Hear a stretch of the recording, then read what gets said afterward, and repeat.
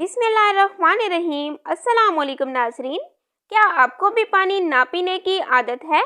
जैसा कि आप जानते हैं, पानी हमारी सेहत के लिए इंतहाई अहम है, लेकिन कभी कभी क्या होता है कि हम पानी पीना भूल जाते हैं या हम तब पानी पीते हैं जब हमें शदीद प्यास महसूस होती है, जो कि बिल्कुल ठीक नहीं। तो आज मैं आपको बताऊंगी पानी पीने की आदत डालने के लिए कुछ टिप्स। टिप्स नंबर 1 है, पानी पीने की आदत डालने के लिए सबसे पहले हर खाने से पहले 1 गिलास पानी पिए। नंबर 2, पानी की बोतल अपने साथ रखें। नंबर 3, काम करते हुए पानी अपनी मेज पर रखें। नंबर 4, कुछ भी खाने का दिल करे तो पहले पानी पिए। नंबर 5, एनर्जी के लिए कॉफ़ी या चाय पीने की जगह पानी पिए।